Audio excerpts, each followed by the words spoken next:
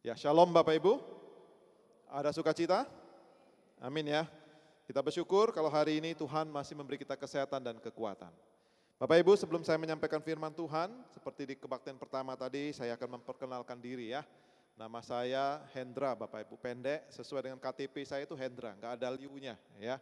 Tapi marga saya liu itu ditambahkan oleh jemaat ya. Karena apa? Karena tadi pagi saya katakan nama Hendra itu nama pasaran. Di mana-mana banyak nama Hendra. Waktu saya pelayanan di GKI, Pondok Chandra, ada nama Hendra. Waktu saya pelayanan lagi di GKI Pregolan Bundar sampai ketemu Pak Emil ini di GKI Pregolan Bundar ya. Juga banyak nama Hendra, ada Hendra Lis ya, ada Hendra Kusuma, ada Hendra Buana, untung nggak ada Hendra Buaya ya. Jadi banyak nama Hendra Bapak Ibu. Nah waktu saya pelayanan kemudian di Jambi tahun 2010, di situ juga ada nama Hendra. Nah yang luar biasanya dia juga namanya Hendra Liu. Waduh, jadi dia penatua, saya hamba Tuhan ya. Jadi nama Hendra banyak sekali di mana-mana ya. Saat ini saya melayani di GKT Pondok Indah Wiyung. Jadi Bapak Ibu tahu ya daerah Wiyung ada perumahan Taman Pondok Indah itu ada satu GKT di situ. Kalau ada yang mau mampir monggo silakan. Saya sudah melayani 10 tahun di sana. Saya punya satu istri sampai hari ini dan 2 anak ya, 1 perempuan, 1 anak laki-laki. Jadi Bapak Ibu kalau ketemu di jalan mungkin sapa silakan karena saya tidak bisa mengingat Bapak Ibu ya. Terima kasih untuk kesempatan yang diberikan juga untuk menyampaikan firman Tuhan. Bapak Ibu saya mengajak kita untuk melihat satu bagian firman Tuhan karena pagi ini kita akan belajar hanya orang yang hidup yang mengucap syukur. Kita buka Yesaya 38 ayat 9 sampai 22. Yesaya pasal 38 ayat 9 sampai ayat yang ke-22 saya akan baca untuk kita semua ya. Yesaya pasal 38 ayat 9 sampai 22. Yesaya 38 ayat 9 sampai 22. Kalau sudah dapat Bapak Ibu silakan menyimak, saya akan bacakan ya. Karangan Hizkia, jadi Hizkia sakit dan kemudian disembuhkan. Nanti Bapak Ibu bisa membaca ayat 1 sampai ayat 8 bagaimana berbicara tentang Hizkia sakit diberitakan oleh Nabi Yesaya ya. Lalu dia bersikap berdoa memohon kesembuhan daripada Tuhan. Kemudian ayat 9 ini adalah pujian yang Hizkia sampaikan. Karangan Hizkia Raja Yehuda, sesungguhnya ia sakit dan sembuh dari penyakitnya. Aku ini berkata dalam pertengahan umurku aku harus pergi ke pintu gerbang dunia orang mati, aku dipanggil untuk selebihnya dari hidupku. Aku berkata aku tidak akan melihat Tuhan lagi. Di negeri orang-orang yang hidup, aku tidak akan melihat seorang pun lagi di antara penduduk dunia. Pondok kediamanku dibongkar dan dibuka seperti kemah gembala, seperti tukang tenun menggulung tenunannya. Aku mengakhiri hidupku, Tuhan memutus nyawaku dari benang hidup dan siang sampai malam Engkau membiarkan aku begitu saja. Aku berteriak minta tolong sampai pagi, seperti singa demikianlah Tuhan menghancurkan segala tulang-tulangku dan dari siang sampai malam Engkau membiarkan aku begitu saja. Seperti burung layang-layang, demikian aku menciap-ciap. Suaraku redup seperti suara merpati. Mataku habis mengarah ke atas, ya Tuhan. Pemerasan terjadi kepadaku, jadilah jaminan bagianku. Apakah yang akan kukatakan dan kuucapkan kepada Tuhan? Bukankah Dia yang telah melakukannya? Aku sama sekali tidak dapat tidur karena pahit pedihnya perasaanku. Ya Tuhan, karena inilah hatiku mengharapkan Engkau, tenangkanlah rohku, buatlah aku sehat, buatlah aku sembuh. Sesungguhnya penderitaan yang pahit menjadi keselamatan bagiku. Engkaulah yang mencegah jiwaku dari lubang kebinasaan, sebab Engkau telah melemparkan segala dosaku jauh dari hadapanmu. Sebab dunia orang mati tidak dapat mengucap syukur kepadamu, dan maut tidak dapat memuji-muji Engkau. Orang-orang yang turun ke liang kubur tidak menanti-nanti akan kesetiaanmu. Tetapi hanyalah orang yang hidup, dialah yang mengucap syukur kepadamu. Seperti aku pada hari ini, seorang bapa memberitahukan kesetiaanmu kepada anak-anaknya. Tuhan telah datang menyelamatkan aku, kami hendak main kecapi seumur hidup kami di rumah Tuhan. Kemudian berkatalah Yesaya, baiklah diambil sebuah kue ara dan ditaruh pada bara itu supaya sembuh. Sebelum itu Hizkia telah berkata, apakah yang akan menjadi tanda bahwa aku akan pergi ke rumah Tuhan. Berbahagialah kita yang membaca mendengar firman, terlebih lagi yang melakukan firman Allah dalam hidup ini. Bapak Ibu yang saya kasih dalam nama Tuhan Yesus, saya dengan beberapa bapak-bapak di mana bapak-bapak ini juga terlibat dalam pelayanan untuk mereka yang kena kanker ya. Suatu kali kami mengunjungi seorang ibu yang kena sakit kanker Bapak Ibu ya. Nah Bapak Ibu ketika kami sampai di rumah, kami ketok pintu lalu dibuka oleh pembantunya. Lalu pembantunya ini kasih tahu ibu ini bahwa ada yang ingin mengunjungi dan mendoakan. Lalu kami disuruh tunggu Bapak Ibu. Kenapa? Karena ibu ini berhias ya, ngacak dia ngacak gitu ya, berhias supaya kelihatan cantik walaupun dia sakit. Bapak Ibu yang kasih dalam nama Tuhan Yesus, kami mendapat info kalau ibu ini sudah sakit, maaf ya, kanker payudara, sudah stadium akhir. Yang luar biasanya Bapak Ibu suaminya nggak tahu kalau dia sakit. Nah ini bapak-bapak hati-hati ya, kalau ibunya sakit harus tahu ya. Jadi dia sembunyikan sakitnya sampai sedemikian rupa, sampai akhirnya maaf pecah. Karena mengalami kesakitan demikian baru suaminya tahu. Nah Bapak Ibu, lalu kami datang, kami masuk ke kamarnya, kami melihat dia duduk, wajahnya segar gitu ya. Lalu kami datang, kami ingin menghibur, kami ingin memberikan kekuatan. Tetapi kami nggak bisa berkata-kata Bapak Ibu, karena ibu ini begitu melihat wajahnya begitu cerah, kami sampai bingung ya. Karena kami baru saja beberapa sebelumnya Bapak Ibu melayani seorang ibu yang kena kanker, maaf ya Bapak Ibu, itu kanker luar biasa, dia sampai melingkar-lingkar gitu, menderitanya luar biasa. Saya melihat seperti orang yang kerasukan setan gitu ya. Waduh saya bilang, tapi ibu ini enggak, wajahnya cerah sekali. Lalu dia berkata kepada kami, Bapak-bapak terima kasih atas kunjungannya. Saya tahu bapak-bapak ingin mendoakan saya, ingin memberikan kekuatan kepada saya. Jangan takut. Di tengah-tengah sakit seperti ini tuh saya tetap percaya sama Tuhan. Saya bersyukur, nah ini Bapak Ibu kalimat yang luar biasa dia katakan. Saya bersyukur kepada Tuhan. Karena Tuhan itu baik dalam hidup saya. Saya sudah Tuhan izinkan kemana-mana. Ya, saya sempat keluar negeri, saya bisa pergi ke satu tempat ke tempat yang lain. Saya bisa melayani Tuhan. Dan saat ini kalau saya pun sakit, saya tetap bersyukur. Bapak Ibu, saya enggak bisa ngomong apa-apa. Harusnya hari itu saya datang untuk memberikan penguatan kepada ibu ini. Justru Bapak Ibu, ibu inilah yang memberikan kekuatan kepada saya maupun kepada teman-teman. Di tengah sakit yang luar biasa, dia bersyukur.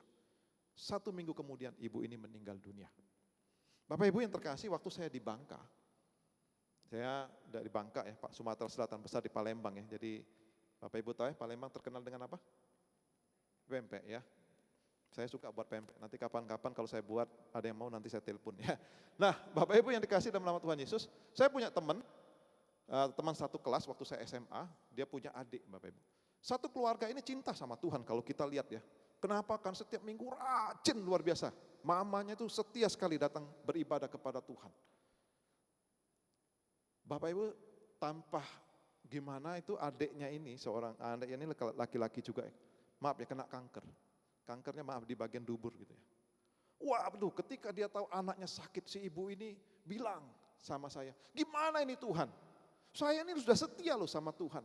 Saya nggak pernah bolos loh beribadah sama Tuhan. Tapi kenapa anak saya? Tuhan izinkan sakit kanker. Marah dia. Kenapa Tuhan? Memang akhirnya anak ini meninggal Bapak Ibu. Bapak Ibu saya mau bertanya kepada kita. Kalau kita mengalami hal ini, kita jadi ibu yang pertama apa ibu yang kedua? Dia kecewa lalu dia tidak mau datang ke gereja lagi, ibu yang kedua. Ya, sulit dia untuk bersyukur. Sekalipun anaknya, sekalipun dia rajin ke gereja, tetapi ketika anaknya sakit, dia nggak bisa terima. Kalau kita menghadapi hal ini sulit nggak Bapak Ibu? Sulit ya? Tidak gampang kan ya? Bapak Ibu yang dikasih dalam nama Tuhan Yesus, bagi kita mudah untuk mengucap syukur kepada Tuhan ketika segala sesuatu lancar, betul nggak? Sehat, tidak ada masalah. Usaha baik, keluarga baik, semua baik. Mudah bagi kita untuk mengucap syukur. Tapi bagaimana kalau kita sakit? Bagaimana kalau usaha kita tidak lancar? Bagaimana kalau kita ada pergumulan, ada masalah dalam kehidupan keluarga? Apakah kita tetap masih bisa bersyukur? Memang bukanlah hal yang mudah Bapak Ibu yang terkasih untuk bersyukur di tengah-tengah situasi yang sulit. Tidak mudah. Di tengah-tengah kondisi sakit, di tengah-tengah kondisi yang tidak baik. Memang ini ada kenyataan hidup. Tidak mudah Bapak Ibu yang terkasih dalam nama Tuhan Yesus. Lalu apakah syukur kita menjadi syukur yang bersyarat kepada Tuhan? Tuhan, saya bersyukur kalau semua baik. Tuhan, saya bersyukur kalau kondisi saya baik. Tuhan, saya bersyukur kalau saya sehat. Tuhan, saya bersyukur kalau pekerjaan saya lancar. Tuhan, saya bersyukur kalau usaha saya Tuhan berkati. Kondisi semua baik, lancar, tidak ada masalah, tidak ada pergumulan, saya bersyukur. Apakah syukur kita adalah syukur yang bersyarat Bapak Ibu yang terkasih? Tapi ketika saya sulit, saya sakit, saya menghadapi masalah, maaf Tuhan, saya nggak bisa bersyukur. Bapak Ibu, ini adalah syukur yang bersyarat, betul nggak ya? Bersyukur kalau semuanya apa?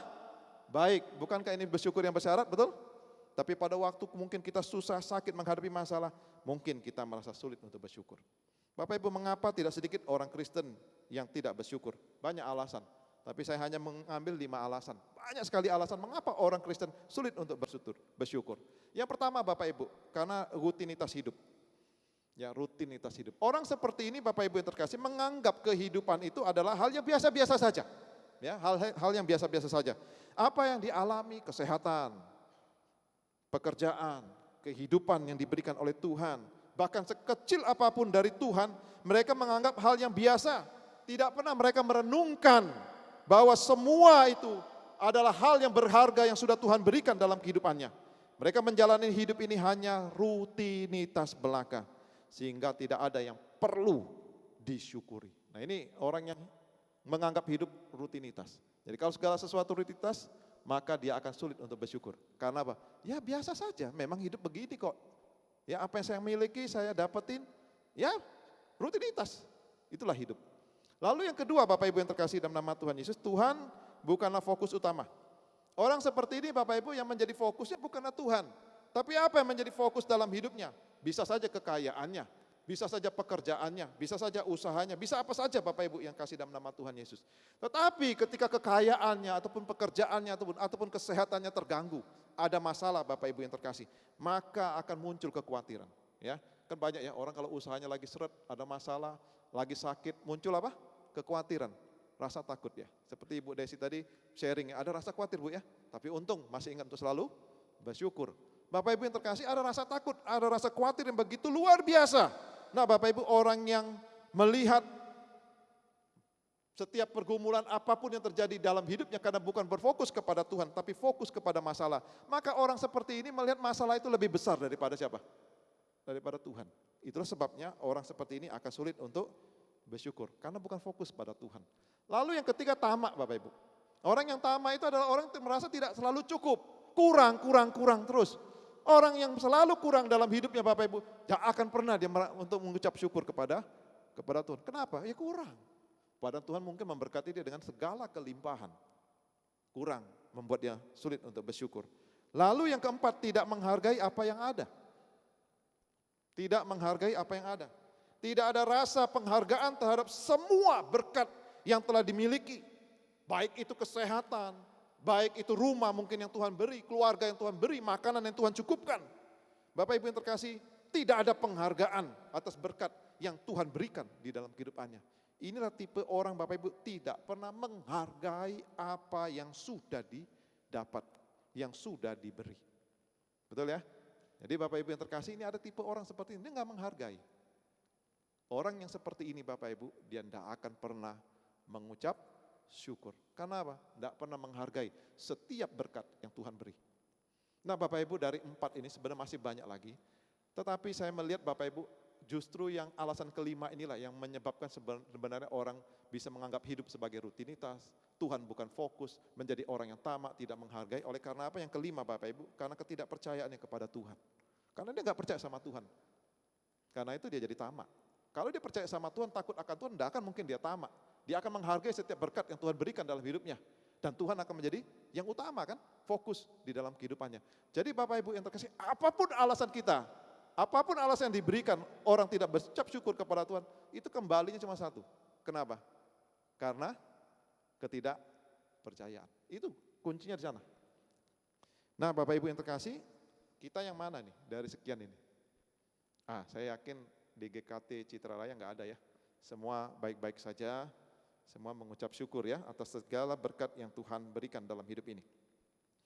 Bapak Ibu, satu hal yang perlu kita sadari ya, bahwa bersyukur hanya dapat dilakukan oleh mereka yang hidup. Ya, hidup rohaninya maupun hidup fisiknya sebenarnya ya. Tapi kalau orang itu mati, dia tidak akan bisa mengucap syukur. Baik mati fisik maupun mati karena tidak punya hubungan dengan Tuhan tadi. Dia tidak akan pernah bisa mengucap syukur. Jadi Bapak Ibu yang saya kasih dalam nama Tuhan Yesus, jadi kita sakit, ya kalaupun kita sakit, tapi hidup berarti kita masih bersyukur. Yang tidak bersyukur adalah orang yang sudah mati. Bapak Ibu kita tadi membaca dari Yesaya 38, itu berbicara tentang seorang raja yang bernama Hizkia. Hizkia itu adalah raja Yehuda yang takut akan Tuhan. Sangat takut akan Tuhan, dia sangat mengasihi Tuhan. Dia sangat percaya kepada Tuhan. Sekalipun Hizkia seorang raja yang takut akan Tuhan Bapak Ibu. Ya, Bapak Ibu perhatikan, sekalipun dia seorang raja yang takut akan Tuhan, ternyata Hizkia juga mengalami pergumulan yang luar biasa. Bapak Ibu bisa lihat dalam bacaan kita tadi, mulai dari ayat 9 kita dapat melihat bahwa ada pergumulan yang begitu luar biasa yang dihadapi oleh Raja Hizkia. Bukan hanya itu Bapak Ibu yang terkasih dalam nama Tuhan Yesus.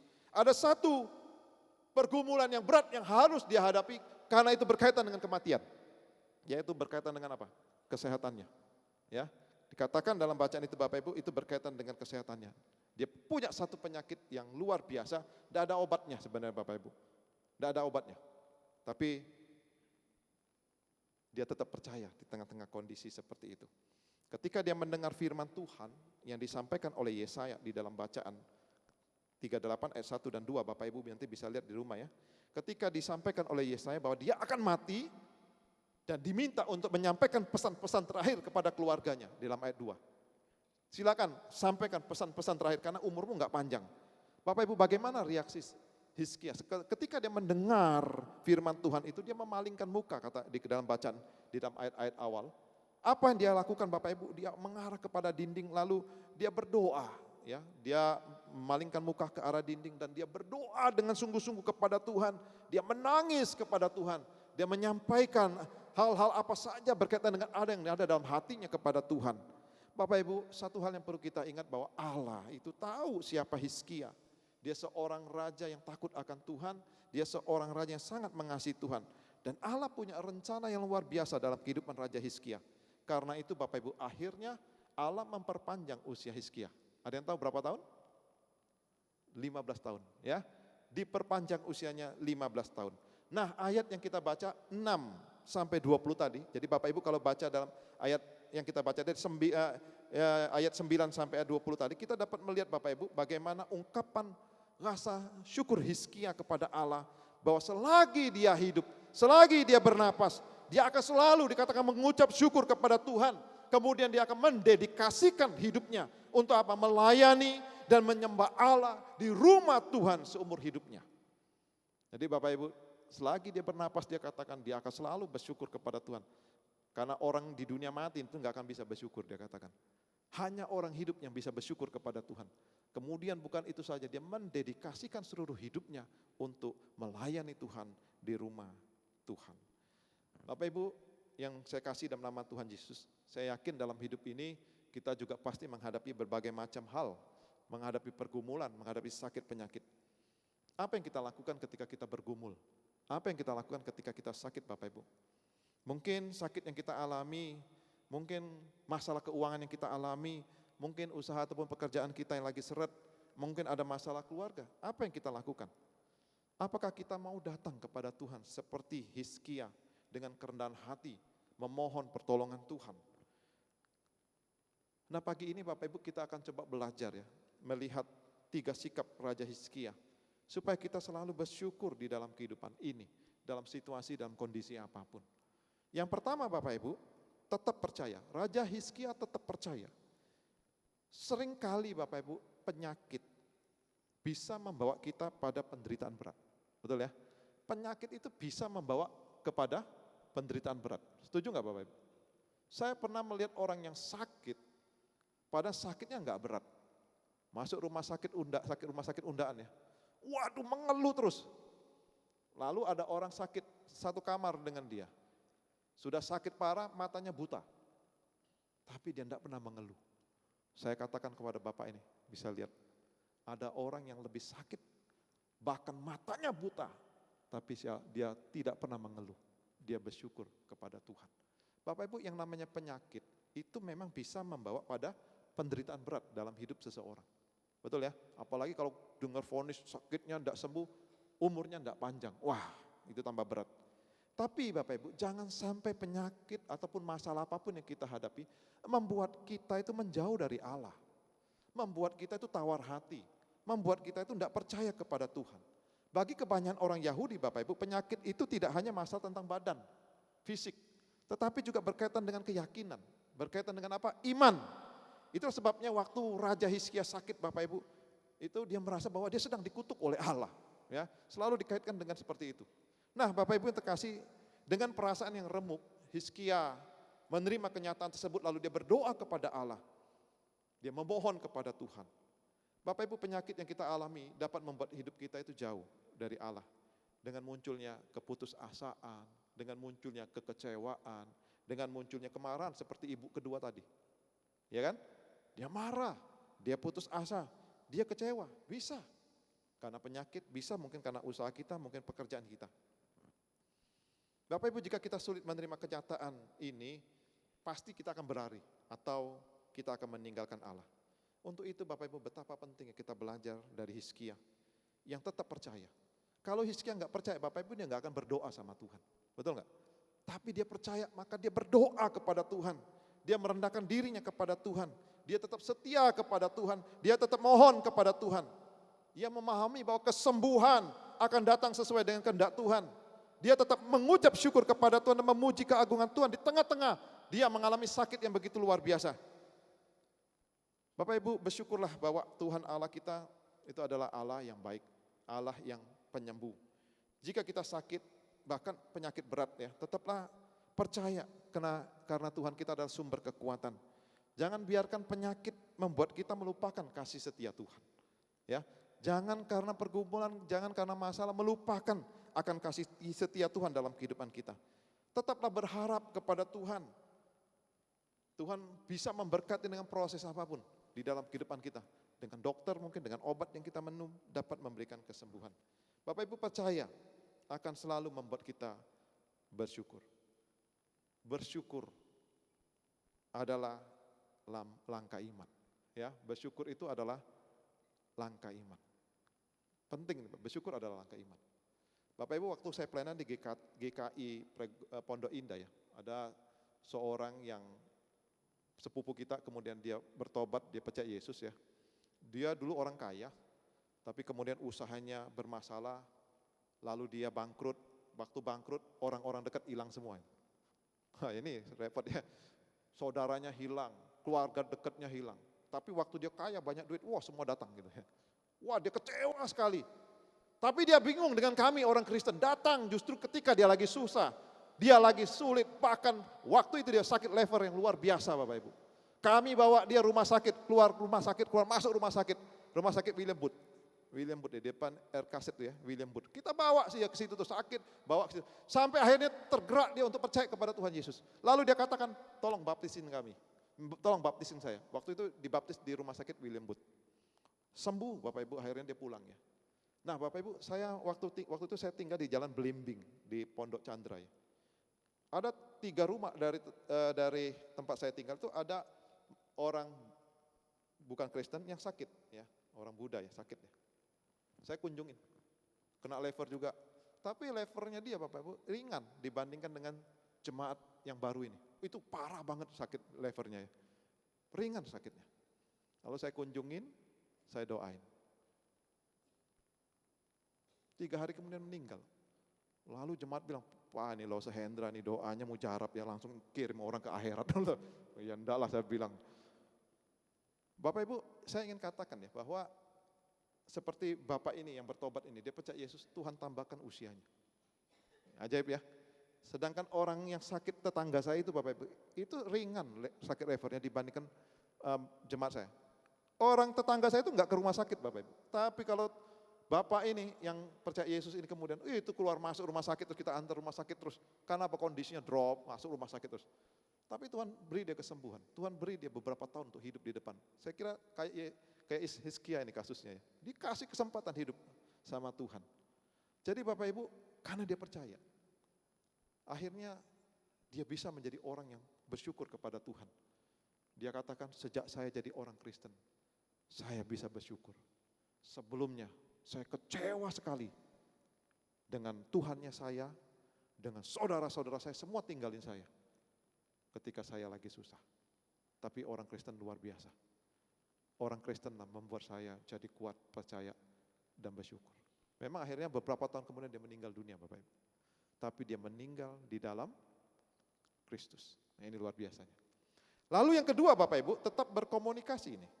Alkitab memberitahukan kepada kita bahwa di antara banyak raja-raja Israel, Hizkia adalah salah seorang raja Israel yang dikenang dengan baik. Kenapa? Karena dia melakukan apa yang benar di mata Tuhan. Tepat seperti yang dilakukan Daud bapak leluhurnya, 2 Raja-Raja 18 ayat 3. Hizkia telah membuktikan baik pada waktu sehat maupun pada waktu dia sakit, dia tetap membuktikan dia rindu untuk selalu datang kepada Tuhan, berkomunikasi kepada Tuhan lewat doa. Bapak Ibu yang terkasih, doa adalah obat terbesar yang dimiliki orang percaya. Kenapa? Karena melalui doa kita berjumpa dengan Tuhan kita, Raja kita. Doa memberikan energi lebih kepada kita, membuat jiwa kita menjadi tenang, emosi kita lebih stabil, membuat keputusan kita akan jauh lebih bijak. Oleh karena itu Bapak Ibu yang terkasih, betapa pentingnya kita hidup dekat dengan Tuhan. Ya, tadi pagi saya bertanya kepada Bapak Ibu di sini ya. Setiap pagi ada saat teduh nggak Bapak Ibu? Di rumah. Punya baca Alkitab nggak? Berdoa nggak sama Tuhan? Ada? Siapa yang baca Alkitab setiap hari? Saya mau lihat yang bersatu teduh setiap hari, ada nggak? Angkat tangan, jangan takut. Pak Emil, Ibu Desi. Nah yang lain baca apa nih di rumah nih? Bangun tidur, buka handphone atau buka Alkitab? Buka yang mana dulu? Ayo jujur, buka Alkitab atau buka handphone? Buka HP ya, betul ya? Wah ini banyak yang jujur nih. Bapak Ibu, apakah kita sudah berdoa dengan benar? Apakah kita sudah membaca Alkitab? Karena itu adalah sumber kekuatan kita Bapak Ibu. Firman Tuhan itu penting gak sih? Tadi pagi saya tanya kepada jemaat, penting gak firman Tuhan? Penting? Penting atau sangat penting? Sangat-sangat penting atau sangat penting? Sangat-sangat penting atau sangat-sangat penting? Nah, dibaca gak? Aduh, dibaca ya. Saya di gereja, saya buat kelompok baca Alkitab ya, 1 tahun selesai gitu ya. Jadi Bapak Ibu jangan malas untuk baca Alkitab, karena firman itu menjadi kekuatan buat hidup kita menghadapi apapun dalam hidup ini. Pergumulan kita kah, sakit kita kah, itu akan menjadi kekuatan. Tadi pagi saya cerita ya, ada seorang profesor ya. Dia katakan kalau suatu kali kalau Bapak Ibu siapa tahu ya, karena bosan pergi ke luar negeri, ke Singapura bosan, mungkin Bapak Ibu pergi ke Amerika bosan. Saya mau jalan-jalan rekreasi ke hutan Amazon aja sekali. Karena di hutan itu ada ular anaconda Bapak Ibu. Jadi di Amazon itu ada ular yang namanya anaconda. Pernah lihat ular anaconda Bapak Ibu ya? Saya pernah lihat ular anaconda, besar luar biasa Bapak Ibu. Saya takut, padahal saya lihat di TV loh. Kalau lihat yang asli saya nggak bisa bayangin dia, besar. Nah Bapak Ibu, seekor ular anaconda yang besar itu bisa menelan 1 orang dewasa utuh. Jadi kalau orang seperti saya ini ya, itu bisa ditelan utuh, apalagi kalau yang kurus-kurus, wah enak disedot gitu ya. Lalu ketika kita lagi jalan-jalan misalnya ke hutan Amazon dikejar ular anaconda, maka profesor ini memberi beberapa tip. Yang pertama dia katakan kalau Anda dikejar ular anaconda jangan berlari. Kenapa? Karena ular itu akan jauh lebih cepat. Yang kedua, Anda harus berbaring di tanah. Ya. Kemudian ketiga, luruskan kaki, tangan begini nih. Jadi kalau berbaring harus begini nih. Nah, tip yang keempat ini agak tidak enak, tenangkan hatimu. Wow. Kenapa tenangkan hati? Karena ular itu mendekati Anda. Bisa tenang hatinya Bapak Ibu kalau lihat ular yang besar? Bisa nggak tenang? Ngomongnya enak memang. Maka tip yang kelima, Anda harus semakin tenangkan hati. Kenapa? Karena ular itu buka mulutnya gede-gede. Kenapa dia buka mulutnya gede-gede? Karena dia ingin caplok kita. Nah, dia katakan oleh profesor ini, kalau kita berbaring, maka ular itu akan memulai untuk menelan kita mulai dari kaki Bapak Ibu. Jadi jangan takut, bukan dari kepala ya. Kalau dari kepala langsung mati kita, dari kaki. Jadi dia akan mulai sedot kita pelan-pelan. Ya, dia cicipin, kok sepatunya enak ya. Nah, kalau sudah sampai di sini Bapak Ibu, dia katakan sampai di pusar, maka tips selanjutnya itu tangan kanan itu direnggangkan. Lalu ambillah pisau yang ada di sini. Orang kalau pergi hutan kan bawa pisau di sini kan, kayak rambu gitu ya. Pernah nonton film Rambo ya? Ambil, langsung tusuk keras-keras bagian atas mulut ular itu, robek-robek mulutnya. Pasti mati ularnya. Maka itu 2 tip terakhir bunyinya. Jangan lupa bawa pisau. Kalau lupa siapa yang mati? Kita ya. Dan pisaunya yang terakhir harus apa? Tajam. Kalau enggak tajam waktu tusuk, ularnya bilang, untung ada tusuk gigi, sepatu nyantol ini ya. Tambah repot ya. Bapak Ibu yang kasih dalam nama Tuhan Yesus, dalam hidup kita begitu banyak ular anaconda yang berusaha untuk menelan kita. Ular anaconda itu bisa saja masalah yang kita hadapi, bisa saja sakit yang kita hadapi sehingga kita sulit untuk bersyukur, sulit untuk percaya kepada Tuhan. Anaconda itu bisa saja filosofi dunia ini Bapak Ibu yang berusaha untuk menelan kita. Anaconda ini bisa saja handphone kita tuh, yang buat kita tidak percaya sama Tuhan kan. Bisa. Begitu banyak anaconda di dalam dunia ini Bapak Ibu. Karena itu betapa pentingnya kita membawa pisau yang tajam. Apa itu? Apa? Firman Tuhan. Firman Tuhan digambarkan seperti pisau yang bermata 2. Yang tajam, yang dapat memisahkan sumsum dan tulang. Ini memberikan gambaran, firman Tuhan lah yang akan mengingatkan kita mana yang benar, mana yang salah. Kita tahu. Firman Tuhan juga mengingat mana kehendak Tuhan, mana yang bukan. Kita tahu dari mana? Firman Tuhan. Firman Tuhan yang mengajar kita untuk selalu bersyukur dalam situasi apapun. Kita tahu bersyukur, bukannya tidak bersyukur. Dia dapat memisahkan mana yang benar, tidak benar dalam hidup kita. Oleh karena itu Bapak Ibu betapa pentingnya firman Tuhan. Jadi orang Kristen tidak boleh jauh dari firman. Mau janji baca Alkitab enggak? Kok cuma 5 orang ya? Gimana nih Pak Emil? Mau baca Alkitab Bapak Ibu? Amin? Awas kalau enggak lo ya. Nanti kapan-kapan kalau saya diundang khotbah lagi, jangan pada enggak datang. Ini siapa yang khotbah? Wah pendeta Hendra enggak mau datang, nanti ditanyain lagi. Baca Alkitab enggak ya? Baik Bapak Ibu, yang terakhir yang ketiga ya, tetap bersyukur.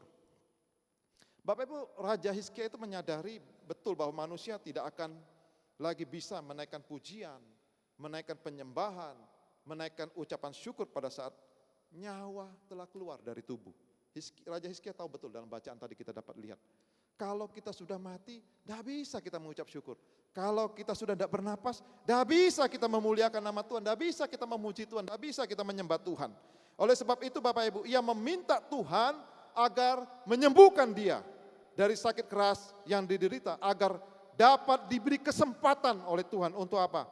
Untuk menaikkan pujian, untuk menyembah Tuhan, untuk menaikkan ucapan syukur.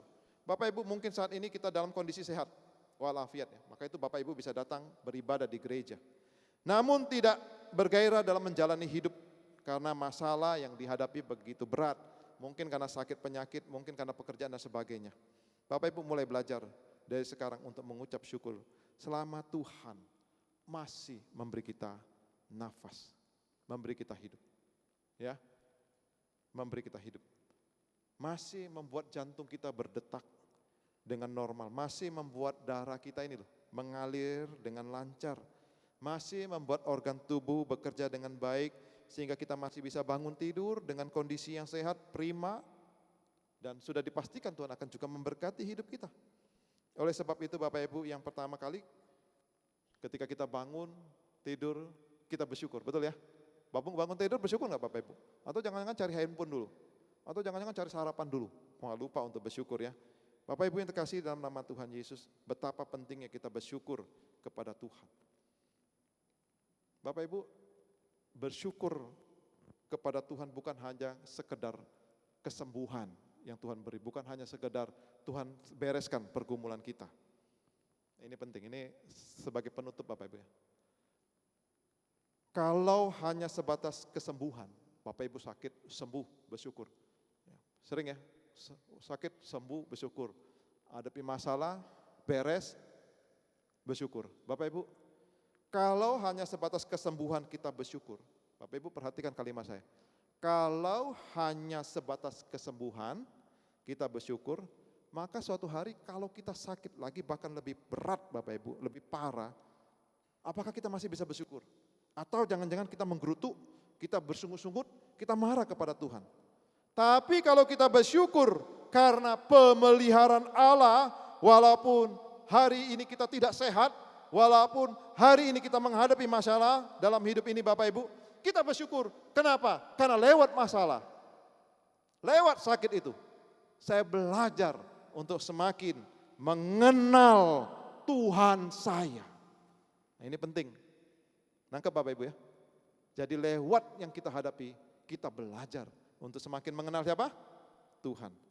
Jadi kita harus lebih bersyukur karena pengenalan akan Allah. Bapak Ibu perhatikan kalimat saya. Jadi kita harus lebih bersyukur. Bukan karena kesembuhannya sebenarnya. Ya kita bersembuh, ya bersyukur. Tapi lebih Bapak Ibu ya, lebih bersyukur. Kenapa? Karena pengenalan akan Allah. Bukan hanya sekedar sembuh, bukan hanya sekedar pergumulan hilang, tapi lebih pada apa? Pengenalan akan Tuhan. Kita bersyukur bukan hanya sekedar heboh, bahwa saya dinyatakan mujizat oleh Tuhan, masalah saya selesai, saya diberikan kesembuhan. Bukan Bapak Ibu, tapi yang terpenting adalah melalui peristiwa itu Bapak Ibu, kita semakin mengenal Allah. Bukan hebohnya. Ya, bukan hebohnya sembuh karena mujizat, tapi mengenal Allah. Jadi dalam hidup kita Bapak Ibu, kita harus belajar untuk lebih bersyukur terhadap pengenalan akan Tuhan dalam hidup ini, ketimbang hanya berkat-berkat yang sementara.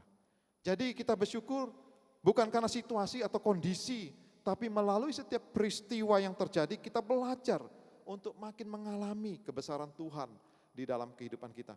Kita sembuh supaya kita mengalami Tuhan.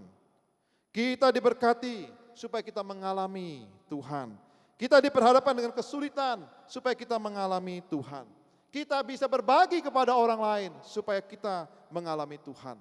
Usaha saya lancar, diberkati oleh Tuhan supaya saya mengalami Tuhan. Usaha saya susah, bahkan bangkrut sekalipun, supaya saya apa? Mengalami Tuhan dalam hidup ini. Bapak Ibu, orang Kristen yang selalu bersyukur kepada Tuhan, itulah orang Kristen yang paling mulia dalam hidup ini. Ya, kalau Bapak Ibu bersyukur semua lancar, semua orang bisa. Orang nggak percaya Tuhan juga bisa, betul nggak? Tapi waktu sakit, susah, menderita luar biasa, tetap bersyukur, itulah yang membedakan kita. Bapak Ibu, orang Kristen baik itu banyak, tapi orang Kristen mulia itu sedikit. Orang Kristen baik itu setiap minggu rajin datang ke gereja, itu baik, betul ya? Baik nggak orang datang ke gereja? Baik. Baca Alkitab baik nggak? Baik, betul ya? Ikut persekutuan doa baik nggak? Baik. Banyak orang Kristen yang baik, tapi belum tentu mulia. Saya ingat ketika tahun 2000 berapa ya? Saya keluar dari GKI 2004 ya, GKI Pondok Chandra ya. Saya kebetulan menyaksikan ada satu film Bapak Ibu, film Mandarin ya. Judulnya Kung Fu Soccer, bukan Kung Fu Shaolin ya, beda. Pernah lihat Kung Fu Shaolin yang mainnya Stephen Chow ya, yang sepak bola orang dia cari apa satu pelatih yang mencari orang-orang jago Kung Fu itu, yang dilatih supaya bisa main sepak bola, pernah ya? Ini judulnya Kung Fu Soccer, film serial ya. Saya suka sekali nonton film ini karena ada falsafah yang diajari luar biasa menurut saya, luar biasa. Jadi ada satu pelatih Bapak Ibu, dia seorang pemain hebat dulunya. Tapi kemudian dia cedera, dan yang mencederakan itu saudaranya sendiri juga. Hampir sama filmnya judulnya dengan Kung Fu Soccer ya. Dia akhirnya pikir, kalau orang Tionghoa kan banyak pandai Kung Fu ya. Kalau dilatih main sepak bola pasti hebat tuh. Sudah jago Kung Fu, nendangnya juga hebat. Lalu dia kumpulin Bapak Ibu orang-orang jago Kung Fu itu untuk dilatih sepak bola. Oh benar Bapak Ibu, ternyata sukses. Anak-anak didik yang dilatih ini setiap pertandingan dimulai dari bawah itu pertanding-pertanding biasa, dia bisa mengalahkan musuh sampai akhirnya menjadi pemain-pemain yang top dunia gitu anggap aja, yang hebat ya. Nah hari itu Bapak Ibu, ketika mereka terus meranjak, ternyata lawannya lihat nih, saudara dari pelatih ini nih, udah iri dia. Waduh kalau saudara saya bisa cari orang-orang, saya juga mau cari orang-orang hebat. Wah, akhirnya dia cari orang-orang hebat Bapak Ibu untuk mengalahkan pasukannya ini, pelatih ini ya. Lalu akan terjadi satu event pertandingan yang luar biasa antara dua kubu ini. Nah sebelum pertandingan itu terjadi Bapak Ibu, si pelatih ini kan sakit, dia harus berobat ke luar negeri ya. Pada waktu dia akan naik pesawat Bapak Ibu yang terkasih, dia didorong pakai kursi roda. Sebelum dia masuk ke pesawat, dia panggil para pemainnya satu-satu. Dia panggil satu pemain, lalu dia kasih kaosnya. Yang dia katakan, ini kaos ini jangan lihat bututnya ya, tapi kamu tahu nggak waktu saya dulu waktu muda pakai kaos ini dengan nomor ini, wah saya banyak mencetak gol, nih tak kasih kamu. Lalu dia ambil sepatunya yang butut Bapak Ibu yang sudah lama itu ya. Lalu dia katakan kepada pemain yang lain, sini tak kasih sepatu ini, kamu tahu nggak buat kenang-kenangan ini sepatu luar biasa loh. Sepatu ini sudah banyak mencetak gol. Lalu ada celananya juga yang bekas yang dulu dia pernah pakai Bapak Ibu, dia kasihkan kepada pemain yang lain. Setelah semua dapat Bapak Ibu, dia mau berangkat. Pada waktu dia mau berangkat, si kapten itu bertanya kepada si pelatih, Pak pelatih, semua teman-teman kamu kasih hadiah, loh kok saya nggak dikasih? Lalu dia panggil kapten tim. Lalu kapten tim ini jongkok karena dia pakai kursi roda, si pelatih dia jongkok di depan pelatih. Lalu pelatih ini bilang begini, kamu tahu nggak bahwa banyak pemain sepak bola itu baik. Pemain sepak bola baik itu dia bisa menggiring bola, indah. Dia bisa mencetak gol dengan baik, itu pemain yang baik. Dia bisa mengoper bolanya ke teman-temannya dengan baik, itu pemain yang baik. Tapi sedikit pemain yang mulia. Pemain baik banyak, yang mulia di atas sedikit. Lalu kapten ini tanya, yang mulia itu apa maksudnya? Yang mulia itu dia bukan hanya bisa menggiring bola, tapi dia bermain dengan sportif, dia mengasihi lawan-lawannya. Dia melihat lawan-lawannya sebagai teman. Dia tidak berlaku curang kepada orang lain. Bapak Ibu, sudah selesai, pulang, pergilah si pelatih ini berobat. Seminggu kemudian dia pulang. Nah, sebentar lagi akan ada pertandingan. Bapak Ibu, ketika hari pertandingan terjadi, si pelatih sudah sehat. Bapak Ibu, waktu pertandingan terjadi, musuh ini berlaku curang nih terhadap mereka. Ternyata banyak wasit itu juga dibayar sama lawan ini karena dia orang kaya. Sehingga mereka diperlakukan dengan tidak adil. Mereka cetak gol dikata, oh enggak. Sehingga teman-teman yang lain marah, mau dipukul tuh si wasitnya ya. Tapi kaptennya jangan pukul. Ya, kita tetap bermain dengan sportif. Ketika lawan berlaku curang main, Bapak Ibu mendorong teman-teman sehingga jatuh dan luka. Yang lain ingin memukul lawan, tapi kapten jangan dibalas dengan kejahatan. Kita tetap berlaku sportif. Ketika istirahat Bapak Ibu sebelum masuk ke part 2, ya, jadi kalau sepak bola kan ada yang pertama, yang kedua ya. Mereka masuk di ruang ganti baju. Di situ terjadi perdebatan luar biasa antara pelatih dan kapten tim. Pelatih ini bilang, sudah kita stop aja, nggak usah main lagi daripada kita luka semua. Tapi kapten ini enggak. Harus tetap main. Sampai akhir, sekalipun kalah. Terjadi pertengkaran luar biasa. Sampai akhirnya kapten itu minta teman-teman lain untuk keluar. Lalu dia ngomong sama pelatihnya. Pak pelatih, kamu masih ingat gak ketika kamu akan berobat ke luar negeri, kamu bilang sama saya, banyak pemain yang baik, tapi sedikit pemain yang mulia. Kamu lihat enggak, waktu musuh berbuat curang, apa saya berlaku curang, apa saya pukuli mereka? Enggak. Ketika wasit berlaku curang, teman-teman ingin memukul, tapi saya tahan mereka, dan saya tidak pukul itu wasit. Kamu tahu kenapa? Karena saya ingin menjadi pemain mulia. Bukan hanya baik. Bapak Ibu, ini satu falsafah yang luar biasa. Saya kira kita juga harus jadi orang Kristen yang mulia. Betul ya? Orang Kristen yang mulia adalah orang Kristen selalu bersyukur kepada Tuhan dalam situasi kondisi apapun. Itu yang membedakan dia dengan orang lain. Orang Kristen yang mulia adalah orang Kristen yang taat kepada firman Tuhan. Dia melakukan firman itu bukan hanya sekedar dia baca, bukan hanya dia sekedar dengar, tapi dia lakukan dalam hidupnya. Betul nggak? Dia ingin hidupnya jadi berkat buat orang lain. Dia ingin memuliakan Tuhan. Dia ingin selalu bersyukur sehingga orang melihat hidupnya. Orang Kristen itu bukan hanya mulutnya berterima kasih kepada Tuhan. Di tengah-tengah situasi kondisi apapun, dia tunjukkan imannya. Syukurnya kepada Tuhan. Itulah orang Kristen mulia. Dia percaya kepada Tuhan. Melakukan firman Tuhan. Dan dia selalu bersyukur. Bapak Ibu yang terkasih, mau jadi orang Kristen mulia atau yang baik saja? Yang mana? Yang mulia? Amin. Bapak Ibu, kalau kita ingin menjadi orang Kristen, jadilah orang Kristen yang mulia. Jangan hanya sekedar baik. Datang ke gereja baik, beribadah baik. Baik, tapi harus lebih dari itu. Kita harus jadi orang Kristen yang mulia. Ya, hidup kita jadi berkat sehingga orang melihat orang Kristen luar biasa. Di tengah kondisi apapun, dia selalu apa? Bersyukur. Dan dia adalah pelaku-pelaku firman yang luar biasa. Kiranya Tuhan memberkati kita dengan firman-Nya. Tuhan masih memberi kita nafas. Mari bersyukurlah kepada Tuhan. Kita berdoa. Bapa, terima kasih untuk firman yang boleh kami renungkan pada pagi hari ini. Berkati kami dengan firman-Mu. Tuhan tolong dalam hidup ini begitu banyak hal yang bisa terjadi. Begitu banyak anakonda yang berusaha untuk menelan kami. Tetapi kiranya firman-Mu mengajarkan kami. Di tengah-tengah situasi kondisi apapun, biar kami selalu percaya kepada Tuhan. Memiliki komunikasi dengan Tuhan, dekat dengan firman Tuhan. Sehingga itu akan membuat kami tetap bersyukur kepada Tuhan. Tuhan, kami tidak hanya sekedar ingin jadi orang Kristen yang baik, tapi kami juga ingin menjadi orang Kristen yang mulia. Hanya menjadi orang Kristen yang mulialah nama Tuhan dipermuliakan. Hanya orang Kristen mulialah yang selalu bersyukur di tengah-tengah kondisi apapun. Hanya orang Kristen mulialah yang taat kepada firman Allah.